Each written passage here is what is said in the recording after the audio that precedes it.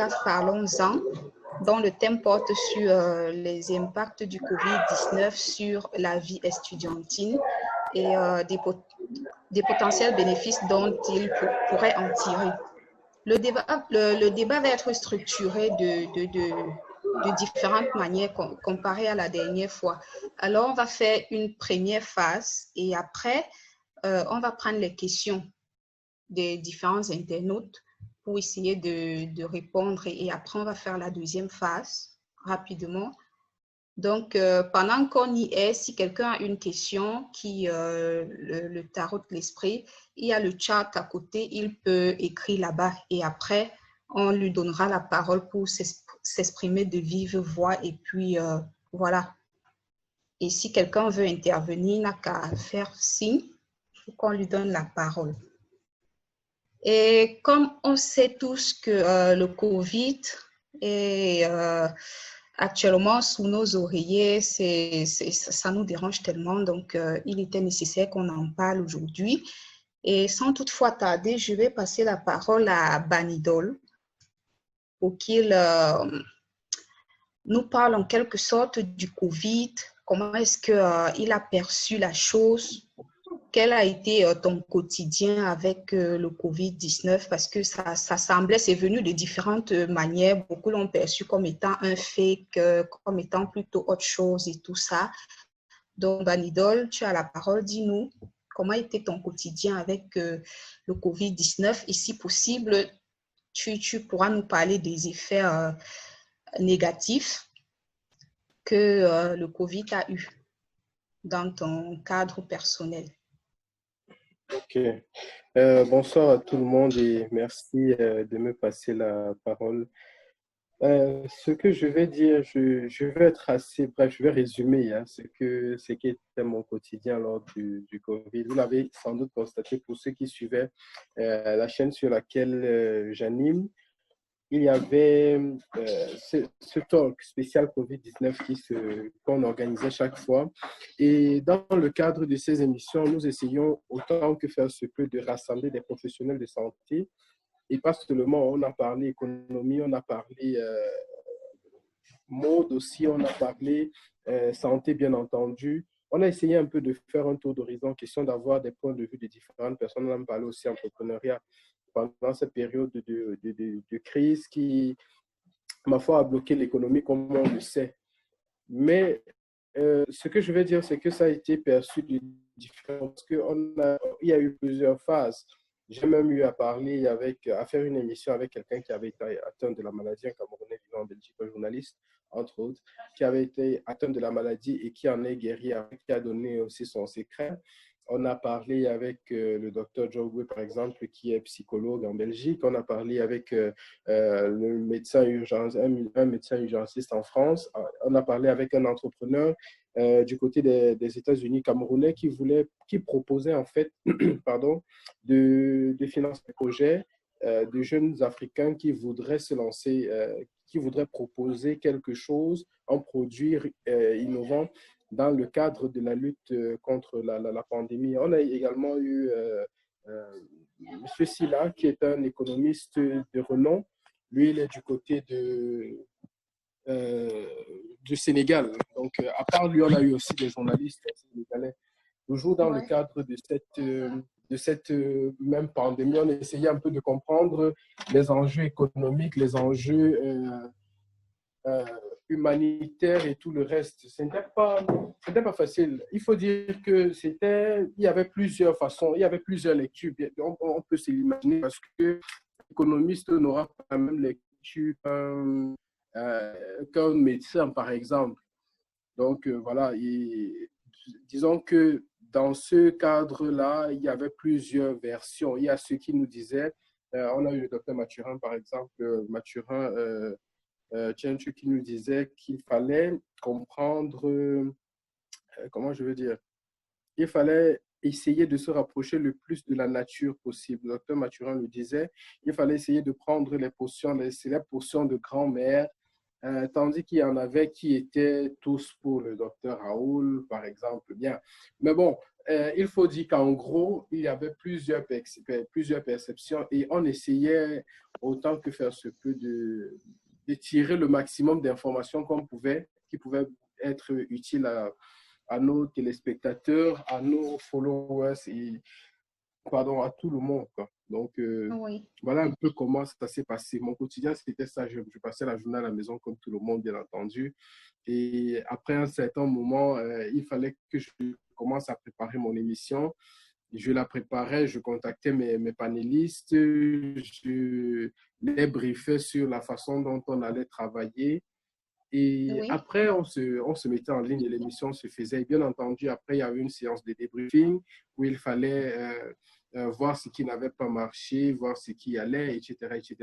Et prendre rendez-vous s'il le fallait pour la prochaine fois. Donc, c'est comme ça que ça s'est passé. Et puis, il y avait des personnes comme Afumba Doli, le docteur Mathurin, comme je disais, qui étaient des personnes qui étaient assez fréquentes sur la plateforme. On a eu aussi un Bombok du Cameroun avec qui on a fait une très belle émission aussi. Donc, voilà, c'était en quelque sorte ça.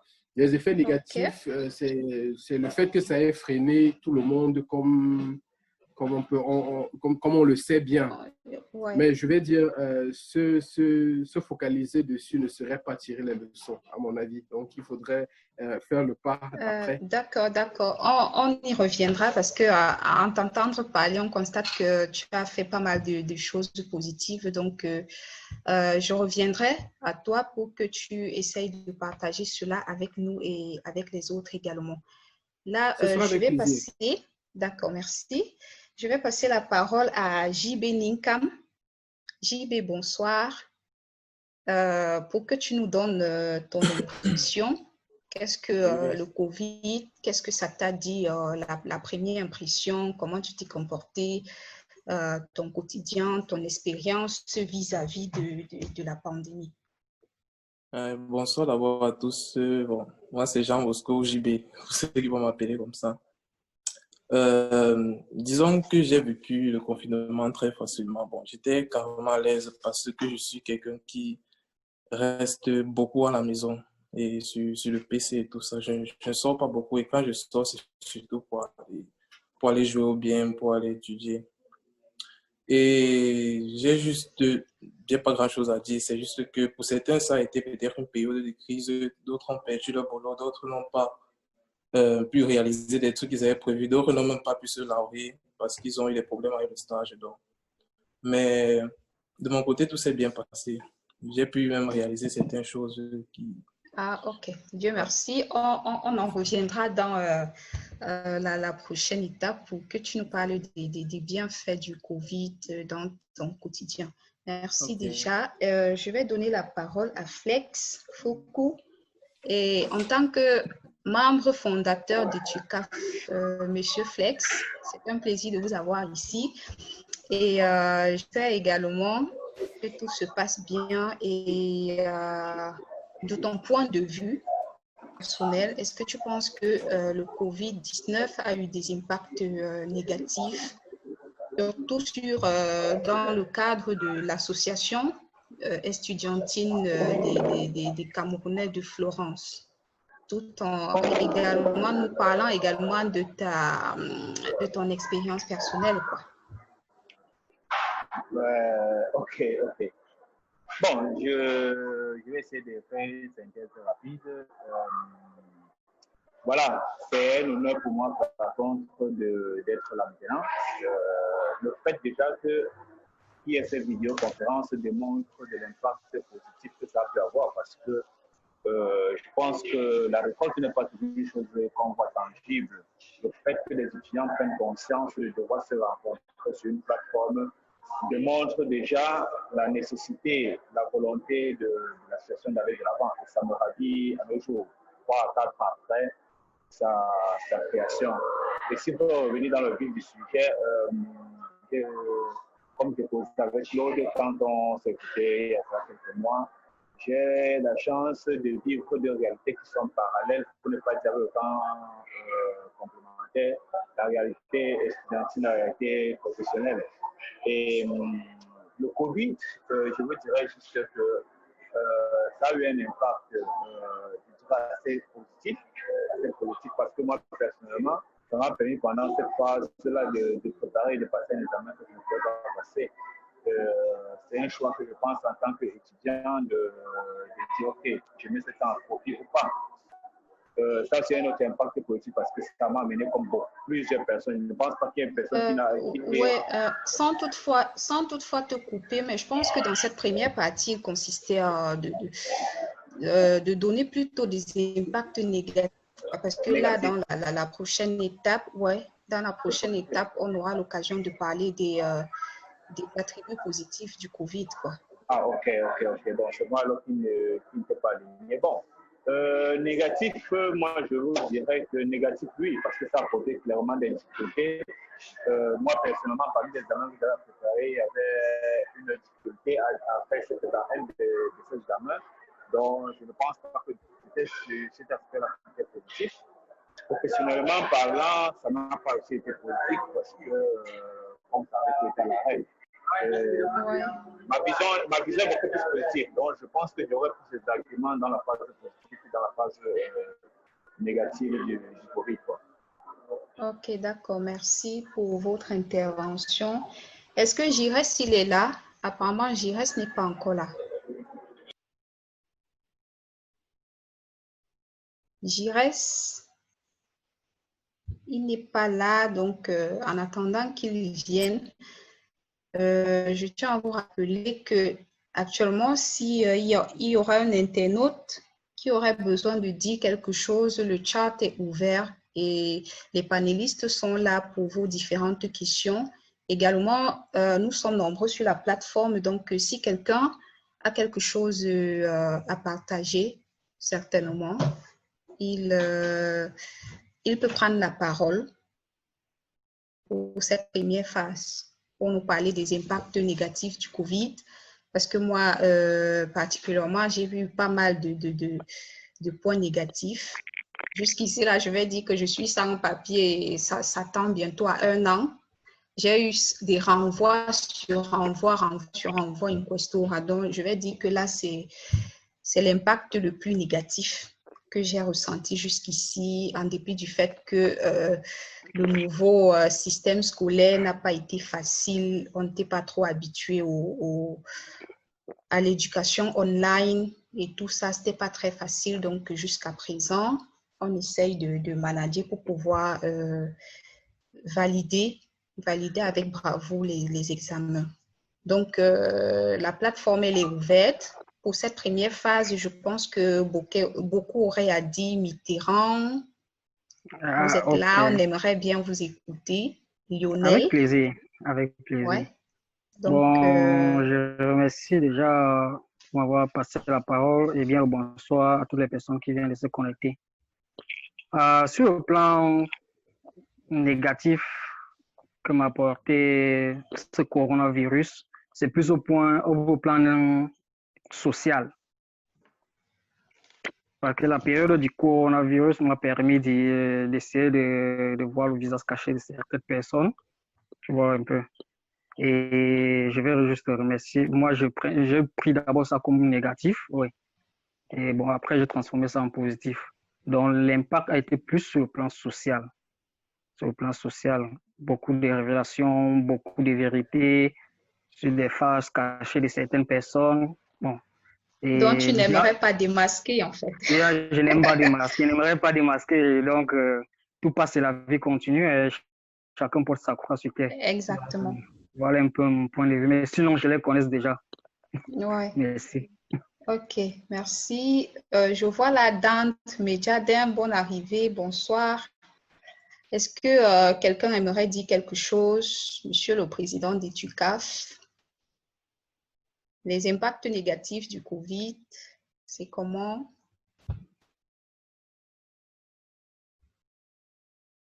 Lionel?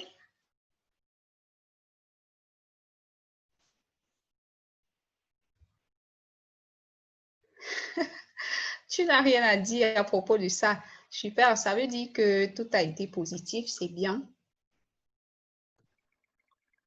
Okay, c'est bien. Ouais, il faut que tu parles. À Je moins veux que tu aies parler, plutôt des je choses parle de... pas. Non, non, il y a des impacts négatifs, hein.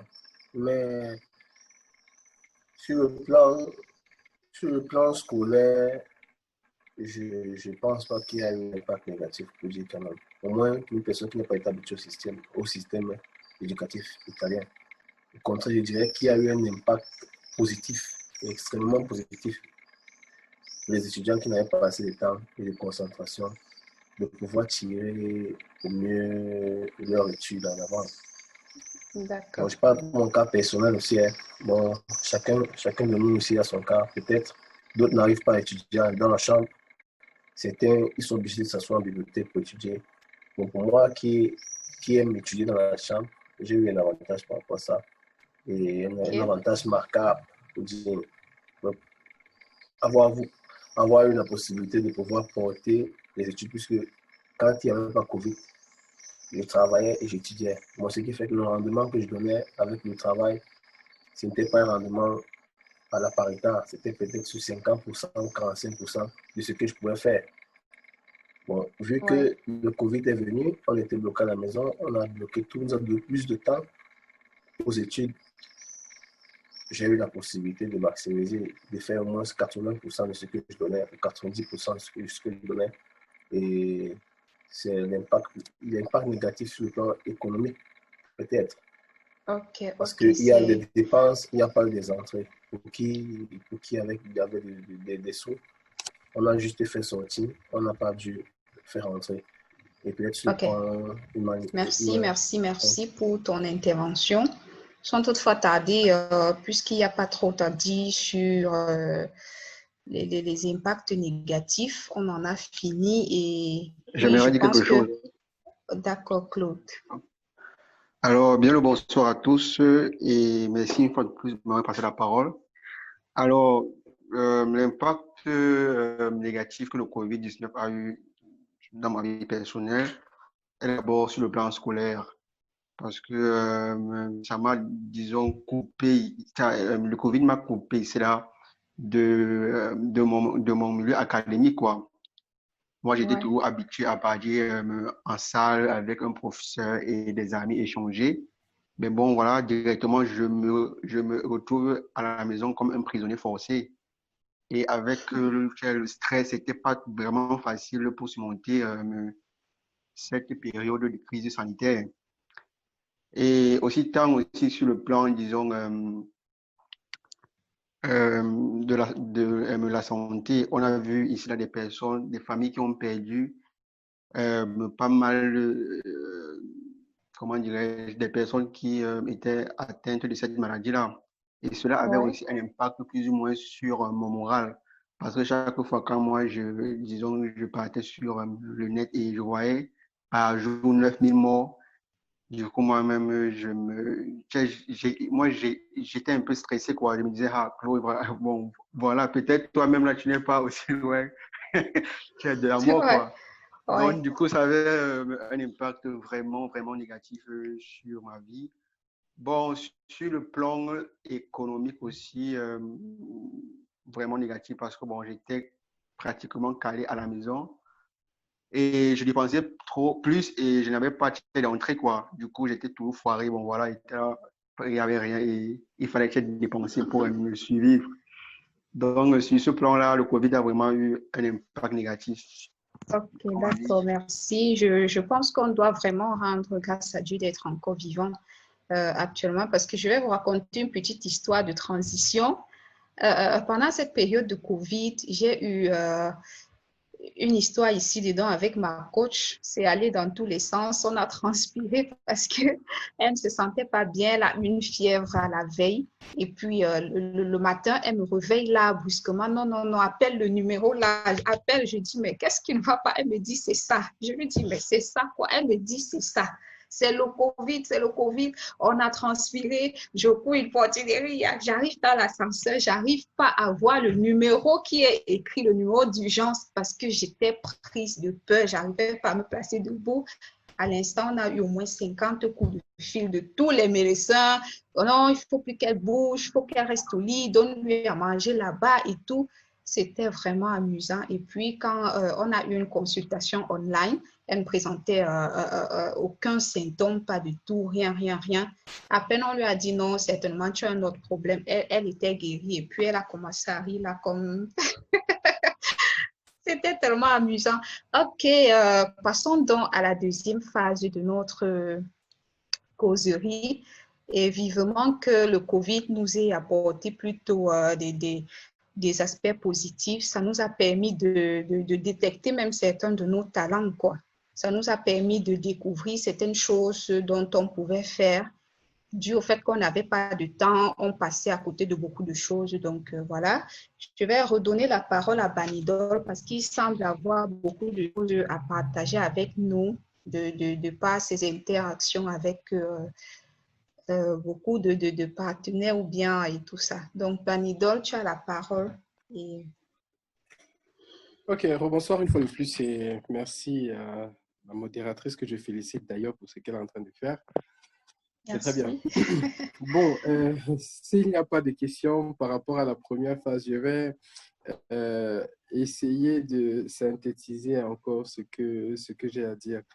Bien, concernant les côtés positifs, c'est ce que tu as dit tout à l'heure. Il y a des talents qui sont découverts. J'ai au moins 2 personnes que je peux citer qui ont vu leur chaîne YouTube naître pendant cette période et qui se sont découverts des talents bon, je ne sais pas comment je vais les appeler, mais en tout cas, ce sont des talents. Chacun essaye de mettre à disposition de tout le monde ce qu'il sait faire et je crois que c'est un des points positifs. Et une chose que j'ai apprise aussi pendant cette période, c'était que très souvent, je pense que beaucoup d'entre nous, nous fabriquons plutôt des excuses pour ce que nous avons à faire. Bon. Parce qu'il y en a qui ont eu énormément de temps à la maison. Le matin, on se levait, on ne faisait rien, on passait toute la journée à la maison. Il y a tout ce qui pouvait se faire à la maison. Et je crois que les maîtres de la procrastination, les maîtresses aussi de la procrastination, ont compris qu'en fait, ce n'est pas le fait de dire je m'en vais en fac, je m'en vais en bibliothèque et tout le reste qui fait qu'on est vraiment. Enfin, ce n'est pas ça qui justifie qu'étant là-bas, on est en train de lire. On est vraiment Exactement. en train de lire. Je pense que ça a permis à un bon nombre de personnes, à moi entre autres, de faire beaucoup d'introspection. Des moments où on se retrouve avec soi-même, on essaye de se poser les bonnes questions, on essaye de se demander, de faire un peu des petits bilans, non? Chaque jour qui se lève, voilà, je me suis levé aujourd'hui à 10h, à 11h à midi. Qu'est-ce que je vais faire jusqu'à 4h du matin où je vais me rendormir? Ouais. Ça, c'est un peu mon cycle de sommeil. Hein. J'en profite pour le dire comme ça. Donc, je me lève à 10h, 9, 10, 11h, ça dépend de l'heure à laquelle je me levais. Et puis, parfois, je me retrouvais en train d'aller dormir à 6h du matin parce que parfois, à un moment, il faut faire des recherches, il faut découvrir ci, il faut découvrir ça. Donc, je pense que ce que ça nous a appris, c'était beaucoup plus que on cherche beaucoup d'excuses pour ne pas faire ce qu'on a à faire. Justement. Et si on sait bien procrastiner, ce n'est pas le fait d'avoir... Quand on te donne toute la journée, on te dit, OK, telle ou telle chose que tu pouvais faire, tu ne peux plus la faire tout simplement parce que tu ne dois pas te déplacer. Donc, tu as plus de temps, par exemple, pour lire un livre. Je ne sais pas combien de personnes en ont profité pour lire un livre, je veux dire, vraiment de culture. Hein. Je ne parle pas des livres d'université. Ouais. Pour, par exemple, apprendre une nouvelle chose. Il y a beaucoup de nous mettons sur nos CV très fort en Excel. En fait, on dit souvent qu'on maîtrise le paquet Windows de base. Je ne sais pas si plusieurs personnes d'entre nous savent utiliser Excel, savent utiliser Word, savent utiliser PowerPoint et tout. Donc, c'était l'occasion, et je pense qu'il y a même encore cette occasion d'apprendre. C'était l'occasion de se dire, ah ok, la journée, en général, on la divise en 24 heures. On dit 8 heures de sommeil, 8 heures disons 8 heures de travail, 8 heures de sommeil et 8 heures de loisirs et autres. Donc, est-ce qu'on réussit donc à diviser le temps, ou plutôt une journée en cette portion-là, et d'essayer de faire tout rentrer là-dedans? Est-ce qu'on essaye, comme j'écoutais dans un livre dit tout à l'heure, de prendre des notes sur ce qu'on a à faire afin de pouvoir choisir, sélectionner, OK, ça c'est ce que j'ai à faire, ça c'est ce que l'univers doit faire pour moi. Si on veut, pour ceux qui croient en Dieu, ça c'est ce que Dieu doit faire pour moi, ça c'est ce que je dois faire. Est-ce qu'on a appris à être plus responsable dans cette période-là? Je pense que ce sont les questions à se poser. Je vais revenir sur ce que l'autre a dit tout à l'heure. Il y a le point de vue négatif, bien entendu, le stress et tout le reste, entendre ci, entendre ça. Moi, j'étais au cœur de tout ça. Mais à un moment, j'ai pris la décision, j'avais pris l'habitude au début de mes émissions de parler des chiffres, donc de donner les chiffres de personnes malades, de personnes décédées, etc., de nouvelles personnes infectées, etc. Mais à un moment, j'ai dit, pour mon propre moral, pour ma propre santé, c'est pas bon. Donc, Justement. la machine qui est mon corps, qui garde tout ce que je suis, je dois la protéger autant que faire se peut de tout ce qui pourrait être une menace. Voilà. Donc, du coup, j'ai décidé d'arrêter avec ça. J'ai arrêté avec les mainstream médias et tout. J'essayais de me focaliser sur les points qui pouvaient me donner des choses instructives. Et puis, quand il fallait préparer les émissions, je partais chercher, je savais où je cherchais les informations et comment je les cherchais. Donc, ça, ce sont des choses que j'ai développées pendant cette période-là. Préparer une émission, c'était quoi? C'était pas que je m'asseyais comme ça, je décide, OK, maintenant, c'est vrai que quelques heures avant l'émission, il fallait que je m'asseye et que je commence peut-être à rédiger les questions. Mais mes émissions, je les préparais tous les jours en regardant des vidéos, en cherchant des informations sur certains faits. C'est un fait. Ouais. Voilà. Ça me permettait de ne pas manquer d'inspiration et de pouvoir rebondir sur les questions sur les réponses, les interventions de ceux que j'avais comme panéliste pendant les émissions. Donc, pour me résumer, je dirais que cette période a appris à comprendre que parfois, on dit ne pas avoir du temps, alors qu'en réalité, c'est une excuse qu'on cherche. Ça a permis, bien entendu, aussi de comprendre qui compte pour qui, parce que c'est aussi important. Hein. Moi, je prenais parfois le téléphone, j'appelais des gens juste comme ça pour avoir des nouvelles. Parfois, je recevais aussi des coups de fil de personnes comme ça qui voulaient juste savoir comment ma famille et moi nous portons et tout. Donc, je veux simplement dire que il y a eu des points positifs. Ça n'a pas été tout que négatif. Il faut dans toute chose dans la vie, savoir que c'est comme une pièce. Il y a puis les faces et puis il y a même les bords là, tu vois. Justement. Ok. Merci Badol pour ta participation qui est d'ailleurs très riche et j'espère que tout le monde ici présent va en profiter. Je vais directement donner la parole à Foku pour parler de son expérience positive avec le Covid. Est-ce que tu aimerais bien nous dire ça t'a apporté quoi de spécial? Ouais. Bon, pas de spécial. Bon, beaucoup de choses et en même temps, c'est assez relatif. Pour faire très simple, je vous dirais, il y a certains examens que je l'ai fait 5 fois écrit l'année passée. Il a fallu dans la quarantaine, il m'a fait oral à partir d'un téléphone, il est passé. Et donc, je pense que ne serait-ce que pour cet aspect-là, c'était assez positif.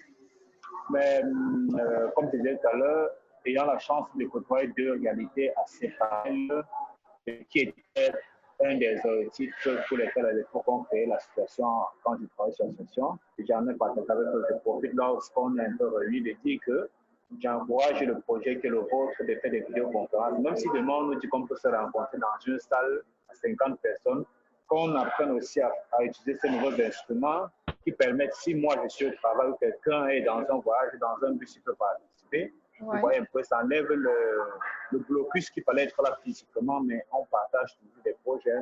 Mais comme je disais, le principal objectif, c'était quoi? C'est que la vie, elle est évolutionnelle.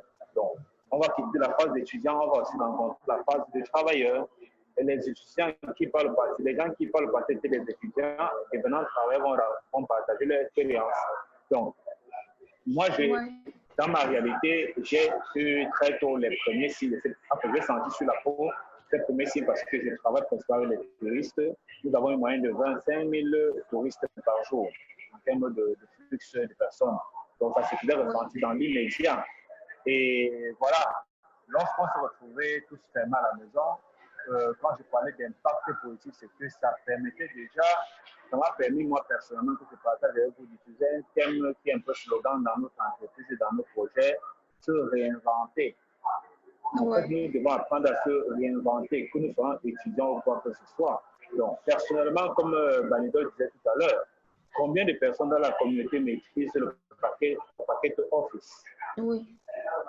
Beaucoup de gens, nous finissons des boulots, on fait des études, ou parfois pendant qu'on est étudiant, on va chercher du boulot, on ne nous donne pas de boulot, on ne répond pas nos CV. Oui, je sais, c'est pas souvent pour toi la méthode italienne, mais nous nous plaignons, mais nous ne savons pas que oui, même si on te donne ce boulot, est-ce que tu es à mesure de le faire? Le risque est un paquet de vraiment zéro. Et étant étudiant, vous savez, avec le service informatique de l'université, vous faites encore ça à prix zéro, et console de zéro. Des choses qu'on n'avait jamais fait parce qu'on ne savait pas. Mais pendant la quarantaine, à la même impact politique, pour quelqu'un comme moi que je côtoie les deux trucs, j'ai dit, OK, c'est le moment où, au lieu de confondre le jour et la nuit pendant la quarantaine, je m'assois devant le computer et je commence à suivre des tutoriels. Ouais. Bon, il y a beaucoup de formations que j'ai eu à faire comme ça tranquillement, au-delà de ces études que j'ai fait tranquillement. Aussi, même la réorganisation de ma vie, des projets, des priorités. Comme Banidol disait, on cherche souvent des prétextes pour ne pas réaliser les choses. Moi, je dirais aussi, c'est parce qu'on n'a pas un principe dans notre ADN, ce n'est pas de notre faute. On n'a pas un principe de dissociation de l'utile à l'agréable. Et nous allons tous très souvent sur la peau. J'ai écouté beaucoup de gens tout à l'heure qui disaient, pendant la crise, Jésus qui était né et autres. Pour ne pas vous décevoir et pour ne pas dire aussi en même temps vous rassurer, je vous dirais qu'ils n'ont pas cessé d'être vos amis. Et ils n'ont pas changé. Oui. C'est que la réalité aux amis à voir l'autre, pas ce rapport. Mais parce que notre ADN d'Africain, nous n'avons pas appris à se connaître, à se côtoyer, à mettre les choses qui sont indispensables. Un exemple, et après je vais chuter. Il est très facile pour nous de se retrouver là, aller à SL, on va acheter 3 cartons de bière, on boit, on raconte des conneries jusqu'au lendemain matin. On s'en fout si on a fait 8 ans à la case de student et où on n'a pas, pas l'arrière après 8 ans. Si on a peut-être 45 ans, on n'a pas de projet. Ça, c'est notre ADN africain. Donc, ce n'est pas une affaire de Camerounais ou autre, vous voyez un peu. Et ça, donc, clair. Les amis que nous avons, ce n'est pas les amis avec qui on s'assoit, on dit, mais tu sais, est-ce que dans 2 ans, j'aimerais être pilote? J'ai envie vraiment d'aller à Turin parce que l'ingénierie là-bas, c'est un peu plus profond qu'à Florence. Ce sera dû et autres. Donc, on dit, nous, on n'a pas eu ça dans l'habitude. Et la crise qui nous a bloqués, nous coupant de toutes les solutions possibles qu'on pouvait avoir, même les derniers espoirs, nous a fait juste voir l'autre partie cachée que nous avions à l'intérieur. Et étant des êtres humains, il est plus facile de décharger la responsabilité vers une tierce personne qu'à nous-mêmes. Donc, je voulais juste, c'est mon avis, je pense qu'au lieu de regarder les autres qu'on dit que pendant cette crise, on a vu les vrais amis, on se dirait plutôt, est-ce que nous, on avait vraiment un plan de vie personnel? Est-ce qu'on avait des projets de vie personnels?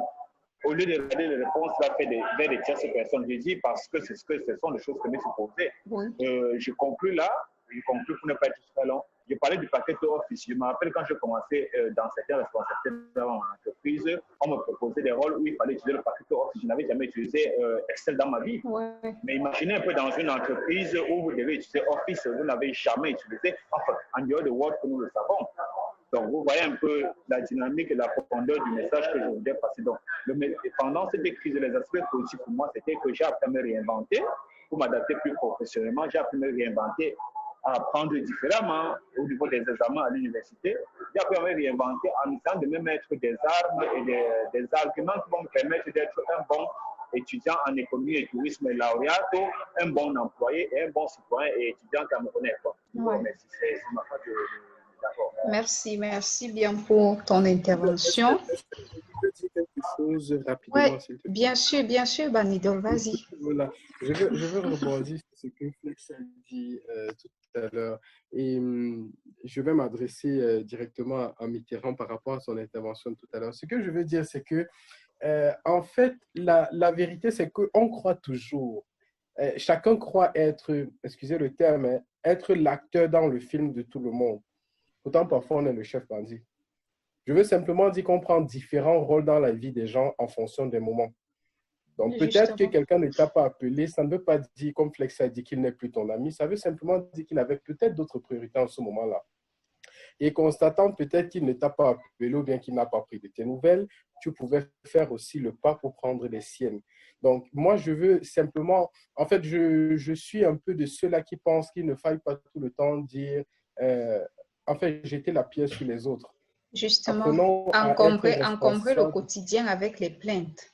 Voilà, ça n'aide pas. Je veux dire, essayons d'être nous-mêmes, tout simplement, et en essayant d'être les personnes qu'on est pour tout le reste. Moi, j'ai peut-être 1000 numéros de téléphone. J'ai plus de 1000 numéros de téléphone dans mon répertoire. Je ne vais pas dire que je suis en étroite collaboration avec toutes ces 1000 personnes. Loin de là. Mais par moments, ça arrive où j'appelle des personnes juste pour prendre des nouvelles. Donc, essayons d'être ces personnes-là qui sont assez dynamiques et qui comprennent que dans le film de la vie de tout un chacun, on a différents rôles en fonction du moment dans lequel on se trouve. Tout simplement. Justement, merci. Raïssa, Il y a un Raïssa, internaute qui voudrait parler là. Raïssa, Ouais. en quelques secondes.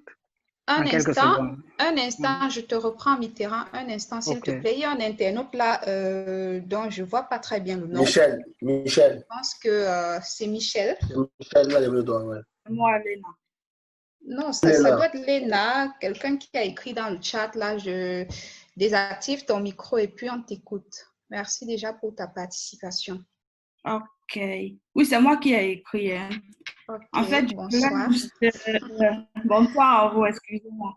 Je voulais juste faire part de l'impact positif du corona, non? Dans ce qui me concerne. Donc, je crois que comme tout le monde, moi, j'ai profité de cette période pour essayer de donner le maximum des matières qui me restaient à donner. Et ça m'a vraiment aidé parce que là, maintenant, je suis arrivée et je suis presque à la fin maintenant. Et je crois que ça m'a aidé vraiment. Merci, bravo. Ça fait plaisir de savoir que tu en as profité. Alors, Mitterrand, tu peux prendre la parole pour t'exprimer. Oui, excusez déjà. C'était juste pour rebondir à ce qu'on dit mes précédents grands frères. Et je les ai parfaitement compris, mais ce n'était pas dans ce cadre dont je fais pas de mes allocutions. C'est dans un autre cadre, vous voyez un peu. Et ce n'était pas dans un cadre que si on m'appelle pas. Non, c'est plus que ça, c'est au-delà de cela. Je ne pourrais pas me plaindre qu'on ne m'a pas appelé ou pas, non, mais c'est dans une autre atmosphère, on peut dire ça entre guillemets. Et merci pour les interventions. D'accord, merci. JB est là. Oui, celui-là. Oui. Est-ce que tu peux partager avec nous ce que tu as eu de positif grâce au corona? Est-ce que ça t'a appris de nouvelles choses? Est-ce que tu as fait, qu'est-ce que tu as eu de positif en fait? Ok. Bon, disons que le coronavirus, pour certains, ça a tué beaucoup de personnes et c'est une très mauvaise chose. On va laisser tous les gens qui sont morts là de côté. On va penser un peu plus positivement. Disons que de mon côté, j'ai pu développer un peu plus l'autodiscipline. L'autodiscipline, genre, tu te forces à faire vraiment ce qu'il faut faire au moment qui est juste. Parfois, on restait là, tu tournes, tu dis que tu n'as pas le temps. Bon, je ne vais pas répéter ce que les autres ont aussi dit, mais le coronavirus a permis, je pense aussi à certaines personnes, ils s'en sont peut-être rendus compte qu'il y avait quelque chose qu'ils voulaient vraiment faire. Donc, genre, tu t'es demandé qu'est-ce que je voulais vraiment faire dans cette vie, à part l'école que je suis en train d'étudier. C'est bien, on va dire que nous tous, on est en train d'étudier, mais sûrement tout le monde s'est posé la question à savoir, mais quand on est en train d'étudier, et si vraiment on avait arrêté toute l'école, là, on avait tout arrêté, qu'est-ce qui me reste après tout ça? C'est où certains gens ont commencé à lancer des projets, les gens ont ouvert des chaînes YouTube, les gens ont commencé à faire des trucs de e-commerce et tout. C'est bien, c'est une très bonne chose. Et j'encourage vraiment ceux qui ont décidé de continuer. Bon, je fais aussi partie de même comme je faisais ça un peu plus ça va. Et j'espère vraiment qu'à partir de ça, certains gens vont comprendre que dans la vie, c'est pas toujours rose et fiori. Donc, tu ne vas pas rester là, on a tracé une route, on dit non, tu vas étudier, tout ne se passe pas toujours comme on souhaite. Et je suis peut-être le meilleur exemple. Je vais pas rajouter tout ce qui m'est arrivé, mais je dis juste 2 mots. Moi, par exemple, je suis arrivé ici en Italie, je faisais séance de matériel, j'ai dit non, c'est pas ce que je vais faire. Je me suis transféré à Sienne pour faire ingénierie. Genre, j'ai perdu la bourse subito. Donc, depuis tout ce temps-là, je suis resté en arrière avec l'école et tout. Mais ce n'est pas ça qui m'a permis d'abandonner le fait que je voulais soit faire informatique ou continuer avec mes projets. Donc, en même temps, le coronavirus n'a même pas été un problème pour moi parce que moi, j'avais vécu des situations encore plus difficiles que ça. J'ai juste dit, OK, j'ai plus de temps pour me concentrer sur mes trucs et profiter de ça pour me former sur autre chose. Il y a des formations en ligne, des gens bien, tu tapes sur YouTube, tu vas savoir si tu veux faire quelque chose. Il y a seulement quelqu'un qui l'a déjà fait. Donc, j'encourage seulement les gens à chercher un peu plus, à ouvrir un peu les yeux et à ouvrir les livres. Bon, ça, c'est encore une autre partie. Donc, Ouais. c'est tout ce que je voulais dire. Ok, merci pour ton intervention. Et moi particulièrement, je dirais, désormais, on sait que on sera peut-être lié à vivre avec le Covid, quoi, parce que à entendre les informations par-ci, par-là, c'est pas trop sur le point de finir, comme on s'attend, quoi. Moi, je me dis qu'on devrait plutôt relativiser la situation et savoir que le corona est désormais comme une épine à nos pieds et quitte à chacun de transformer, de faire peut-être de cela un pont ou bien, qu'est-ce que je dirais, un moyen de se faire plutôt des choses positives, quoi. Parce que s'il faut passer du temps à se lamenter, je pense que les personnes qui sont mortes, s'il y avait la possibilité, ce seront elles qui seraient en train de se plaindre actuellement. Donc, il faut relativiser la situation, il faut développer ses capacités interpersonnelles, essayer de faire des choses, bien qu'elles soient banales, mais profiter du temps pour mettre des points sur certains i, mettre des accents sur des choses sur lesquelles on survolait et autres. Parce que moi, j'ai fait pas mal de petites choses en tant que femme. C'est banal, mais je vais vous dire, je me suis fait des breaks toute seule. Pourtant, c'est quelque chose que j'arrivais même pas à faire sur la tête de quelqu'un, mais à force de m'ennuyer, rester sans rien faire, dormir, prendre du poids, etc., je me disais déjà, voilà, j'en pouvais plus, j'étais fatiguée et de lire et de dormir. Donc, j'ai profité du temps qui m'était à disposition. Je suis sortie un peu du statut d'académicienne. J'ai fait des choses pratiques et je pense que j'incite tous les autres à le faire, quoi. Parce qu'à part l'école, ce qu'on fait, c'est théorique, mais il va falloir bien qu'on développe certaines capacités pour pouvoir entrer dans le monde du travail. Et tout en rappelant aussi que de nos jours, même dans les procédures d'embauche, lors des recrutements ou bien des interviews et tout, les employeurs tendent à vouloir des personnes qui des personnes auto-indépendantes. Par exemple, quand tu mets dans ton CV ou bien quand tu expliques à un employeur, j'ai appris Excel par moi-même, j'ai fait des formations auto-personnelles en telle chose. Et le truc, c'est que sur YouTube, on peut trouver tout. On trouve tout ce dont on a besoin. Donc, il faut juste chercher et essayer d'acquérir le plus possible des formations pratiques et autres. Alors, je dirais, je vais redonner la parole à Banidol pour faire un résumé et puis essayer d'être un peu plus pragmatique sur des potentiels bénéfices et comment est-ce que l'étudiant pourrait vraiment acquérir quelque chose de positif. Comment est-ce qu'il peut faire, par quelle méthode, est-ce qu'il pourrait se réinventer comme Flex disait tout à l'heure? Ok, merci. Sans vouloir prétendre avoir la science infuse, c'est une tâche bien lourde que tu es en train de me donner là. Mais bon, simplement, ce qu'on peut dire ici, c'est que il faille comprendre la nécessité de se réinventer. C'est important parce qu'aujourd'hui, il y a tellement de choses qu'on peut faire sans forcément passer par le canal académique.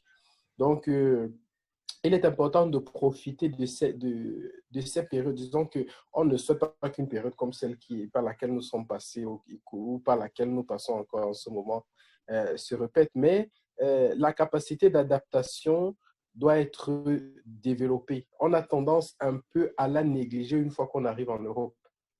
Je crois qu'il y en a parmi nous qui se levaient à 4 heures du matin pour se préparer pour aller au champ. Donc, ils passaient 30 minutes à pied, qui marchaient 30 minutes à pied à monter le camion. Ce n'était pas des sièges obligatoires avec ceinture de sécurité, comme on dit aujourd'hui. C'était carrément derrière un camion.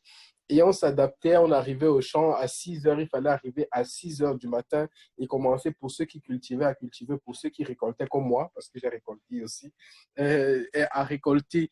Donc, je pense que ces capacités-là sont des capacités qui sont innées, mais qu'on a tendance à endormir une fois qu'on arrive ici. Il est important aussi de saisir, de savoir détecter et saisir les opportunités.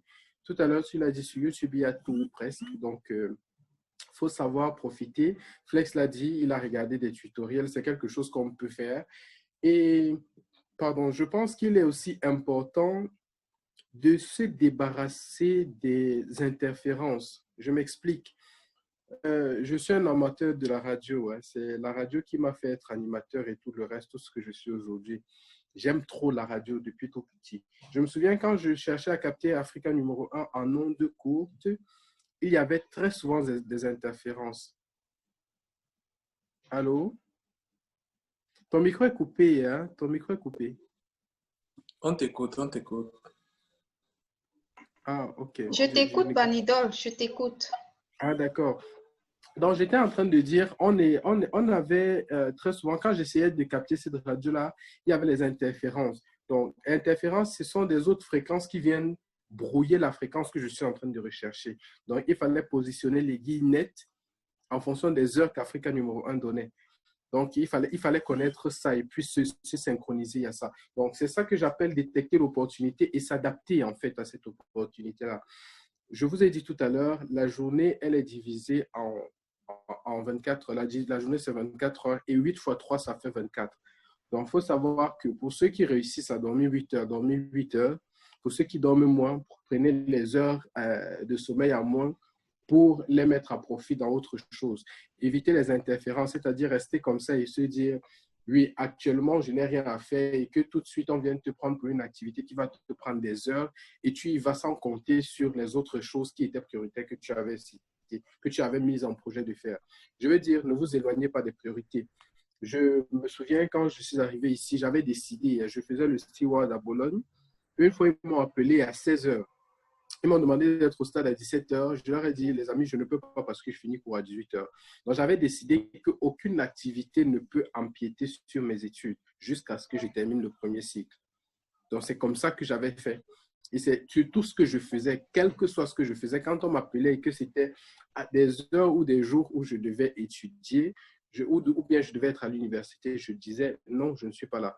Quitte à rester à la maison à ne rien faire, parce que je ne veux pas donner le tort sur quelqu'un. Je veux que si après, il y a quelqu'un à réprimander dans cette histoire, que ce soit moi. Ouais. D'abord, au premier chef, ça doit être moi. Voilà. Ouais. Je ne dois pas dire que non, c'est parce que les gens de Seward m'ont appelé que j'étais au stade, je n'ai pas étudié. Non, c'est moi qui ai choisi d'aller au stade. Donc, la responsabilité est encore la mienne. Donc, simplement, je vais inviter tout un chacun à plus de responsabilité. La responsabilité, ne pas la prendre comme quelque chose qui pèse, mais la prendre plutôt comme quelque chose qui nous accompagne tous les jours. Je dis souvent ici qu'être adulte n'est pas facile. Je me souviens quand on était au lycée, tout ce qu'on attendait de nous à la maison, c'était qu'on étudie.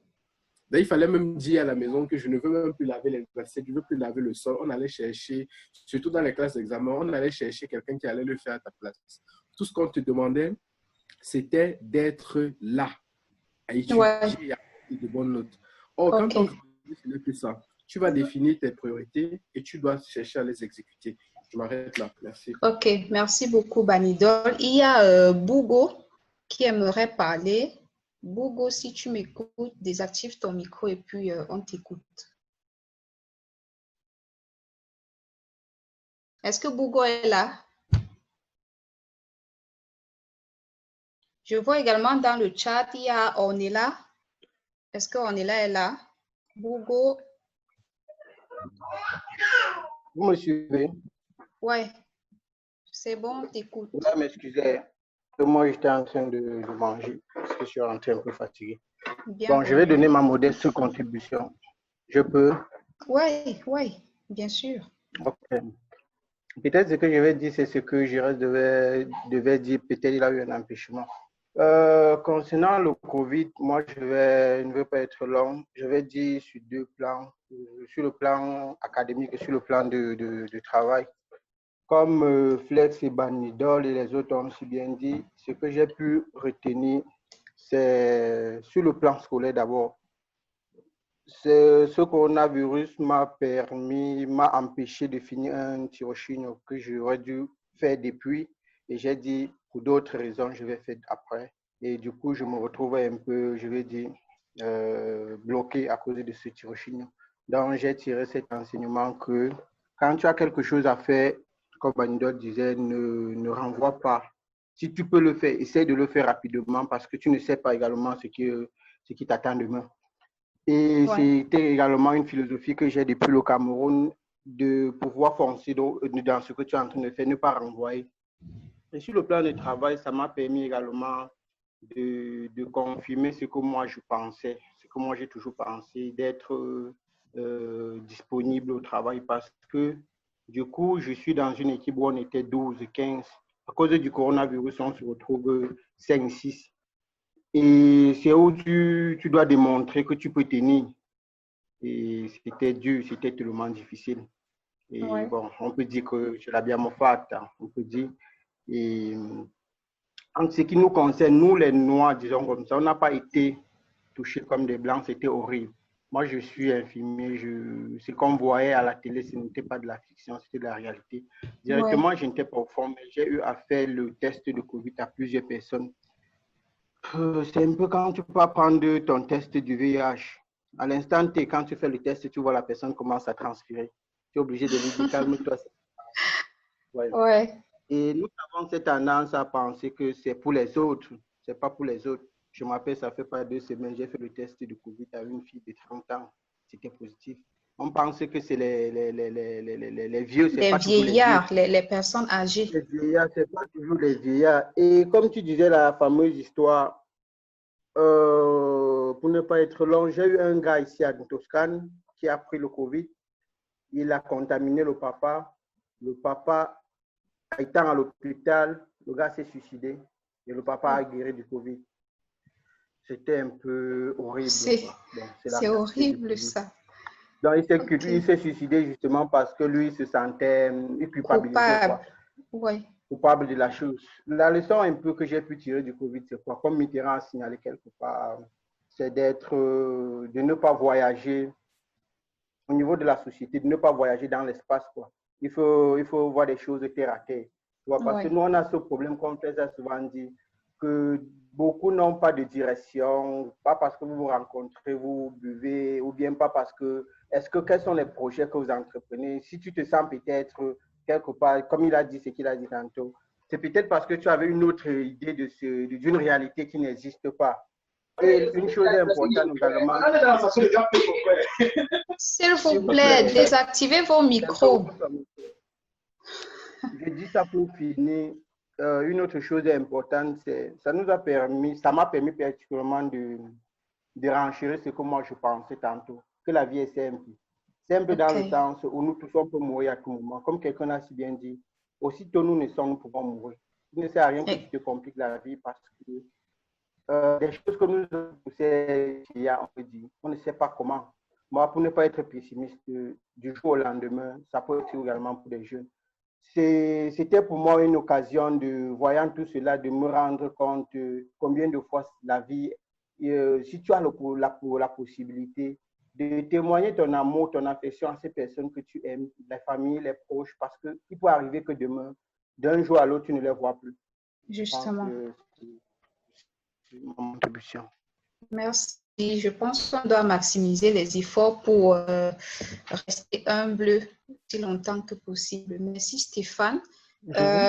Sarah Lily, pas pour le moment. Claude, tu attends s'il te plaît. Je ne sais pas, le capot, je ne sais pas trop qui c'est.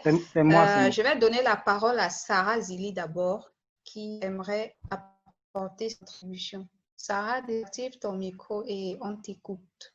Oui, ok.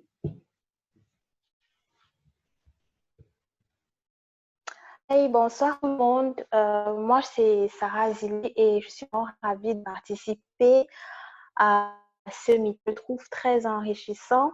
Je ne serai pas très longue. Tout ce que je voudrais dire, en fait, c'était par rapport à la question que Aïssa a posée à Benidol, si je ne me trompe pas, de Ouais, savoir... Banidol. Banidol, merci, désolée.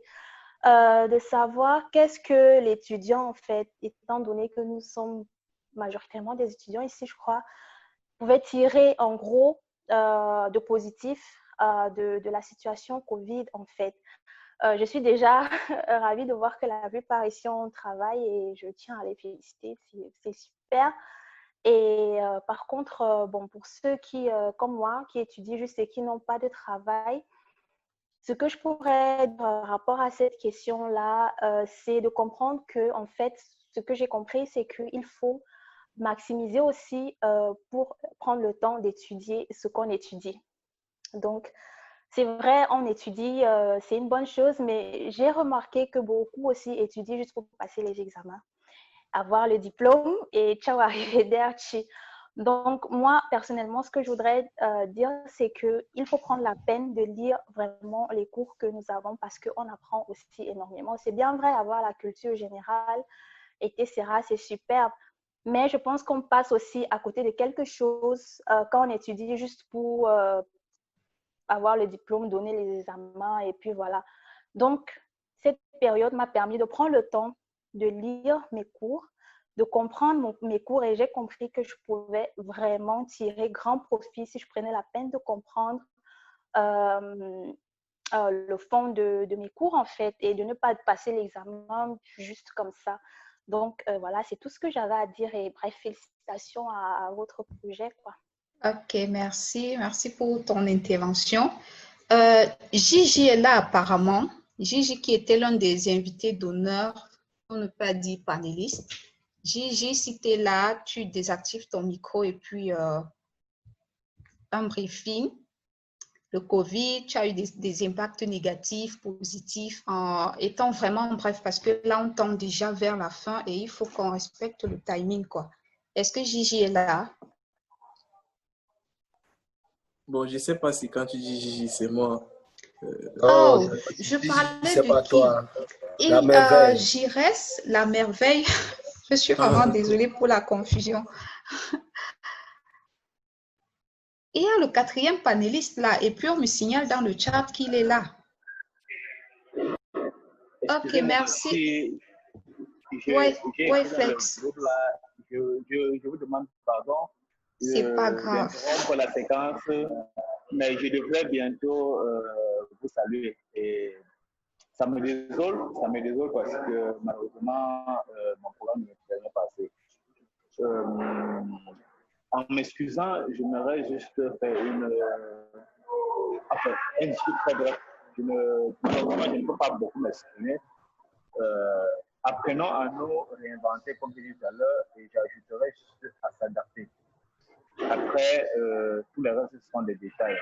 Je pense que je pourrais être assez productif, disons, de façon très optimale, si dans les prochains jours, dans les prochains mois, les thèmes ou les forums ont pour thème la vie professionnelle ou la transition de la vie professionnelle et la vie étudiantine à la vie professionnelle, ce genre de thème. Je ne dis pas que le thème, si je vous ai déjà apporté ce que je peux apporter, ça m'a fait plaisir de participer, c'est vraiment émouvant. Mais vous savez, dans la vie, c'est la même chose qu'on dit depuis, il faut apprendre à dissocier le type de l'agréable. Mon expérience que je pense avoir eu, et du parcours que j'ai aujourd'hui, je pense que dans le futur, les thèmes qui sont mirés, s'il y a des gens dans la communauté estudiantine qui ont des questions, qui veulent savoir comment s'organiser professionnellement, certaines choses, s'il y a ce genre de thème, ça me sera d'un très grand plaisir pour moi de participer, de apporter ma part d'expérience, pas qu'il ce ne sera pas une science où le sermon du prêtre le dimanche, mais ce sera le témoignage et l'expérience d'un étudiant qui a fait comme tout le monde. Je suis encore étudiant, je rappelle aux gens, étudiant camerounais de Florence, et je suis aussi professionnellement parlant un employé depuis 6 ans dans une entreprise. Ce que j'ai vécu et tout, ce serait un péché pour moi, pour notre communauté, je ne peux pas partager ce que j'ai vécu parce que ce que j'ai vécu et ce que je vis et ma carrière que j'ai, si je ne partage pas, je ne serai pas. Enfin, si on est 100 personnes, je réussirai à aider 2, 3, 4 personnes. Bon, ça, c'est un peu la conclusion. Je reviendrai maintenant pour dire, en ce qui concerne le thème de ce soir, au-delà d'inviter tout le monde à se réinventer et s'adapter, je vous dirais juste que il est important de partager. Ce que vous avez fait aujourd'hui, c'est tellement grand, vous ne savez pas l'impact que ça peut avoir, mais c'est tellement grand et tellement profond, ce qu'il n'y avait pas auparavant dans cette communauté. Et nous péchons la plupart des temps, pas parce qu'on veut pécher, mais parce qu'on n'était pas suffisamment informés. Par exemple, je ne vois pas le prénom, mais tu peux me permettre d'appeler par ton Aïssa. Oui. Aïssa, okay. Aïssa. Oui. Tu vas parler un peu de ton cas, tu te retrouves sans document, parce que pour toutes ces choses que nous connaissons. Il y a plusieurs cas que j'ai l'occasion de café avec des amis. J'ai écouté qu'il y a beaucoup d'étudiants qui ont ces problèmes, qui pour eux sont des problèmes infernaux, mais pour moi, je pense bien, étant bien organisé, étant une association, ça peut devenir des banalités qu'on rejoue assez rapidement. Quoi. Justement. Donc, vraiment, mais je vous remercie en ce qui concerne l'impact du maternité, c'est un peu ce que Banidol a eu à faire. On doit pas se réinventer, se poser des questions réelles. On sait, il y a, je pense que c'est la dernière, et puis ça fait Sarah. Oui, Sarah. On doit se poser des questions. Par rapport à ce que nous sommes des pays, on a fait du cours, donc pour demander les KO, on a même inventé les filières pour avoir les visas. Donc, on a tous les systèmes là.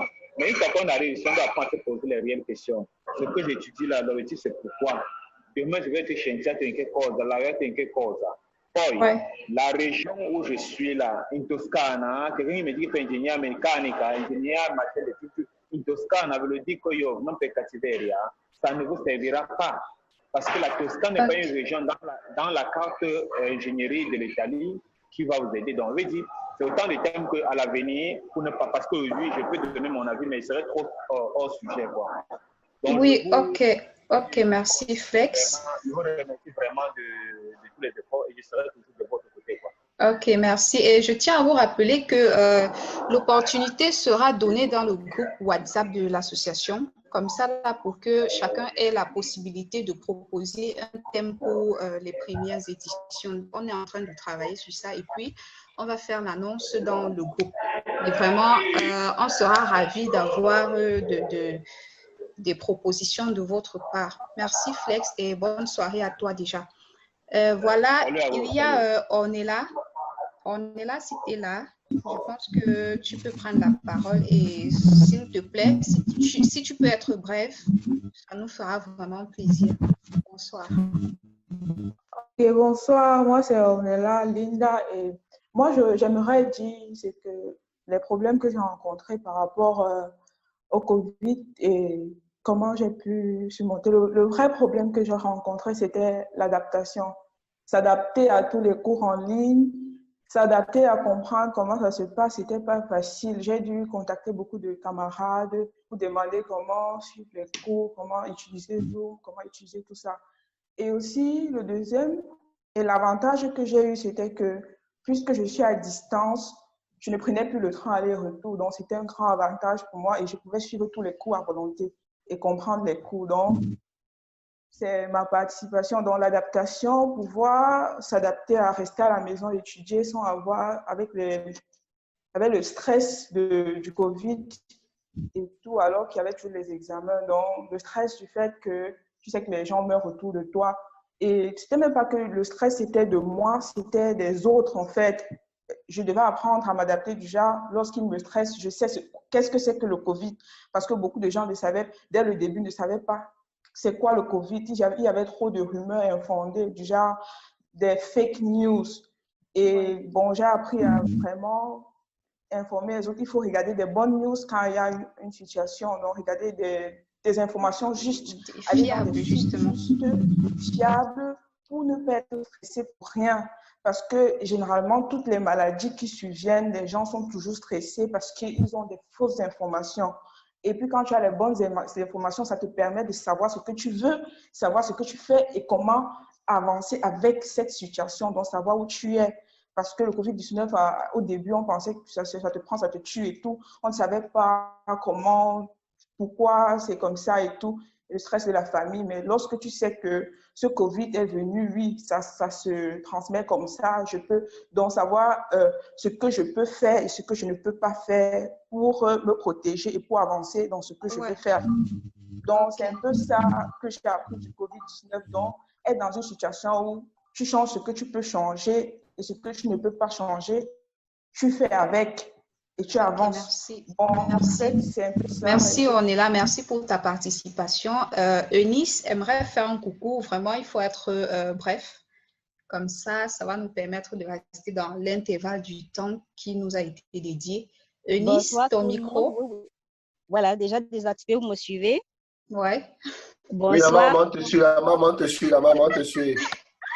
Bonsoir tout le monde, bonsoir, bonsoir. Moi, je ne suis pas Bonsoir. née du CAF et je suis quand même une ancienne étudiante. Beaucoup d'entre vous, je ne vous connais pas. On m'a envoyé ce link et j'ai trouvé ça très, très, très intéressant. Je dis, voilà, il faut que je vienne vous faire un petit coucou et féliciter vraiment l'initiative. Parce qu'effectivement, c'est en nous retrouvant comme ça, en nous voyant comme ça, qu'on réussit à construire quelque chose de solide.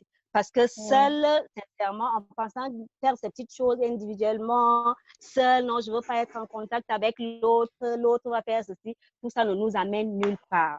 On doit réapprendre, non, à chercher à construire quelque chose ensemble. Voilà, moi, je suis travailleuse et ce que je voulais vous dire, c'est quoi? C'est que cet autre instrument de communication, moyen de communication qui nous a été offert, qui est Zoom, Jitsi et tout, on doit vraiment en faire trésor. Comme le disait déjà, si je ne me trompe pas, Flex, il faut continuer vraiment à nous proposer, bien qu'on aura la possibilité de se revoir, de faire des réunions, mais n'excluons pas ça. Ça peut donner, par exemple, une occasion à moi, par exemple, que je ne peux pas venir, mais de vous suivre. Vraiment. Et un autre truc, s'il vous plaît, ne limitez pas seulement vos réunions aux étudiants. D'accord? Il faut élargir à nous travailleurs aussi. Qui veut bien participer, effectivement? Merci. On y pense, en tout cas, on y pense. Il faut une collaboration entre nous. Ça ne doit pas être un truc séparé. Parce que on a été étudiants avant d'être travailleurs. Donc, c'est cette expérience, ce partage d'expérience-là peut nous aider à grandir comme communauté. Donc, vraiment, je vous encourage et vraiment, je remercie pour cette belle initiative. Merci. OK, merci. On va prendre une dernière personne. Lionel Thio, est-ce que tu es là? Parce que depuis là, tu demandes la parole. Je suis là, alors, c'est pas où. Tu n'as pas vu que je suis là depuis. Est-ce qu'il savait que c'était toi alors? Vas-y, on t'écoute. Sois un peu bref, s'il te plaît, parce que là, on tend déjà vers la fin. Je vais être très bref, très bref, très bref. Certo. Je veux juste te dire un truc. Il y a la première génération, il y a la deuxième génération, la troisième génération, la quatrième génération, la cinquième génération, la sixième génération. Ce qui veut dire quoi? Je ne connais même pas de mon oncle s'il est peut-être même la septième génération ou s'il est la huitième génération.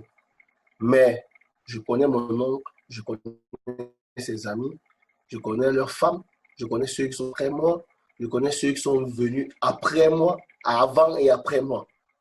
Juste pour dire quoi, pour faire une relation avec tout ça, pour dire que la communauté camerounaise, la communauté africaine, les amis, ce n'est pas parce qu'aujourd'hui on est étudiants entre nous. Quand vous avez un truc, essayez de partager, il faut le laisser, c'est moi, et si tu ne viens pas demander, je ne te donne pas. Il faut apprendre à partir vers le petit et apprendre à partir vers le grand. Ce qu'il faut, ce que je lui dis, c'est quoi? Quand on vit, tu vas vers une personne. Si la personne est mauvaise, ça dépend de ton expérience avec la personne. La personne est mauvaise, tu laisses la personne, tu continues. Ça ne veut pas dire que la personne est mauvaise, les autres personnes sont mauvaises. Je parle de ça parce que beaucoup d'entre nous ont connu la génération qui arrivait avant nous. Et ils ont connu une personne qui était mauvaise, ils ont réalisé, ils ont globalisé. Et ce qui veut dire quoi? Ils ont dit que non, la génération est mauvaise. Alors que ce n'est pas ça. Même parmi nous, actuellement, il y a des personnes mauvaises. Mais c'est juste qu'on essaie de vivre ensemble. La famille, pardon, c'est comme on avait dit, c'est que parfois, il faut être unis dans ce que nous on fait. Parce que c'est ton propre frère qui peut te lever demain si tu tombes dans la route. c'est ton propre frère. Comme on le dit toujours, ils sont ici nombreux, ils sont là. Comme moi, il peut donner, prendre l'exemple de Michel Fegou, qui m'a aidé à donner un examen, qui m'a expliqué, s'il y avait mon orgueil, que c'est moi, Lionel Bison, c'est que je savais parler vers Michel Fegou et qui m'a expliqué vraiment, et j'ai pu donner mon examen en présence du professeur, 2 places dans la salle, les professeurs qui cherchaient à m'intimider. C'est un peu pour dire que les petits peuvent aller vers les grands comme les grands peuvent aller vers les petits. Essayons un peu de garder tout ça uni. Et comme c'est aussi ça que je voulais dire, un des points forts du Covid que je peux dire que j'ai retrouvé, parce que je suis à la maison, je ne suis pas avec les Camerounais, on est africains. On est peut-être 3-4, on est africains. Mais durant la période du Covid, on a eu des problèmes. Chaque personne s'est énervée parce qu'on ne devait pas sortir de la maison. Tu vois, l'autre, il se fâche, il sort, il prend sa bite, il va voir sa bite la nuit. On ne sait pas qui va rencontrer. Il peut prendre le Covid, il rentre, il va nous donner ça. On a eu des problèmes et on a su gérer, on a su se lier. Tu vois, quand un bloc de personnes devient un, c'est plus fort. Laissons un peu notre orgueil, ils sont arrivés avant toi, où je suis plus fort que toi, où je suis plus beau que toi, où je suis plus belle que toi, où je m'habille que toi. Et on ne peut pas marcher ensemble parce que moi, je vous dis, je dis ça à tous les Camerounais parce que je les connais tous. Je connais tous les Camerounais. En dehors des Camerounais, je connais toutes les autres communautés. Moi, je marche avec tout le monde. Mais moi, je dis ça parce que j'ai rencontré ça dans ma propre communauté. Propre communauté là-bas, on ne reconnaît pas, on ne donne pas la position de celui-là qui peut normalement se lever et aider. Et si on peut le tuer l'orgueil là. Parce que c'est ça qui va finir jusqu'à présent par nous mettre un ici, un là-bas, un là-bas, un là-bas. On ne va pas pouvoir donner un pour être plus fort. On ne va pas pouvoir donner. Je vois d'autres communautés. Je vous jure, je vous dis la plus vérité. La communauté sénégalaise, c'est quand Emmanuel marche avec les Sénégalais, je suis dépassé. Le plus petit des Sénégalais, le plus fort des Sénégalais. Quand ils le veulent, parce qu'ils sont tous unis. Je regarde les Camerounais. Le Camerounais, le cerveau marche 5 fois, 10 fois plus qu'un Sénégalais ne réfléchit pas comme un Camerounais. Laissez-moi vous dire, de tous les Angolais, les Sénégalais, des Cubains que j'ai rencontrés ici, là, le Camerounais réfléchit 10 fois plus rapidement. Mais le Camerounais seul est plus faible que 10 Sénégalais qui sont mis ensemble. Il est plus faible, il ne peut rien faire. Bon, pardon, laissons un peu nos organes. Okay. L'unité, c'est la seule chose. L'unité, c'est la seule chose qui peut nous aider. Merci. Unis, on est plus fort. Merci. Tu viens là de souligner beaucoup de problèmes qui minent justement notre société, notre communauté camerounaise en particulier. Mais bon, on compte travailler là-dessus pour pouvoir braver cette étape-là. Et on espère bien qu'on va créer une ambiance de paix et puis tout le monde va se sentir bien là. Merci. Je pense que la secrétaire générale des TUCAF a un mot à dire avant qu'on ne conclue. En quelques secondes. La secrétaire est là. Oui, il capo est là, pardon, si tu peux prendre juste 30 secondes. 30 secondes. Ouais.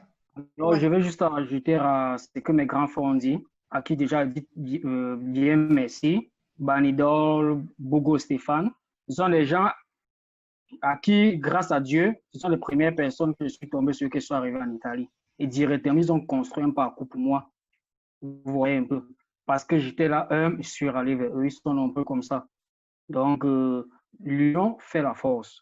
Et tant qu'on va faire l'orgueil, comme a dit Lionel, on n'ira nulle part. Et à un moment donné, parfois, regardons les réalités. Quand il y a des vérités, nous devons dire ces vérités. Et dire une vérité ne veut pas dire forcément qu'on déteste quelqu'un, mais parce qu'on aime la personne, pour que la personne puisse changer, soit de mentalité, soit d'action et bien d'autres. Et en guise d'information, il y a une association qui m'a contacté qui parlera peut-être du coronavirus. Je n'ai pas voulu faire part au bureau actuel parce que j'aimerais plus avoir d'entretien avant, c'est-à-dire beaucoup d'informations avant de vous faire part. C'est quelque chose qui aidera notre communauté camerounaise. Et bien le bonsoir, merci. Ok, merci. La secrétaire, on t'attend pour ton mot. La secrétaire générale. La secrétaire générale. Okay. Déjà, je tiens à dire bonsoir à tous et à toutes. Et je me présente. Moi, c'est Gufak Joanne Audrey, étudiante en 2e année ingénierie mécanique et actuelle secrétaire générale du bureau. Déjà, d'entrée de jeu, je tiens à féliciter la bravoure de la modératrice Aïssa Mboulou, qui, à mon humble avis, pour une première fois, s'est donné du mal et a fait du mieux qu'elle pouvait. Et De rien. Je tiens également à remercier tous ceux-là qui donnent de leur temps pour pouvoir organiser ces débats. Et je nous remercie, nous, qui daignons chaque temps participer, parce que déjà sans nous, cette initiative ne peut pas aller de l'avant. Et je n'aimerais pas revenir sur le thème, parce que moi, tout a déjà été abordé. Nous sommes passés par des impacts négatifs, positifs. Et vu que le confinement n'est pas encore fini pour certains d'entre nous, j'espère qu'à la sortie de cette communauté éducative, chacun d'entre nous pourra se renouveler, comme l'a dit l'un des panélistes tout à l'heure, et essayer d'exploiter au maximum le temps que nous avons encore pour pouvoir réaliser certains projets et se remettre en question sur notre vie éducative et professionnelle. Et je tiens également à souligner que nous restons, vu que je crois le nom de l'association, restons ouverts à toute critique constructive. Comme l'a dit premièrement Maman Anis, je crois que si je prononce bien, Eunice, nous pensons déjà comment faire pour pouvoir intégrer nos papas et nos mamans dans ces débats, afin qu'ils puissent apporter leur apport et que le projet va en avant. Et je souhaiterais également que chacun d'entre nous propose des thèmes, donne de l'impact au projet en proposant des thèmes. Parce que cette initiative, j'aimerais vraiment que cette initiative continue et puisse aboutir sur quelque chose. Sur ce, je tiens vraiment à pas être long parce qu'il est déjà 2h25 et pour conclure juste. Je souhaite une bonne soirée à tout le monde et bonne fin de week-end. Merci, SG. Il y a une dernière personne là. Claude, c'est peut-être toi, tu as un mot à dire. Déjà, bonsoir à tout le monde. Alors, on devait faire passer ce petit communiqué avant le mot de la secrétaire générale, mais bon, malheureusement, la modératrice a un peu, elle s'est juste perdue dans, disons, ses idées. Alors, déjà, je tiens à remercier la modératrice pour le travail méticuleux qu'elle a abattu pour cette soirée. Et là, je parle au nom de toute l'équipe organisationnelle de Etuca Parlons-en. Alors, comme vous le savez tous, nous sommes à la 2e édition et on aimerait ici là publier nos rencontres sur notre plateforme Etuca Parlons-en. Donc, si les personnes ici là trouvent, comment dirais-je, des objections à cette proposition, elles sont priées de se manifester. Parce qu'un travail comme celui-ci ne peut pas être gardé disons, dans nos téléphones. On doit publier pour également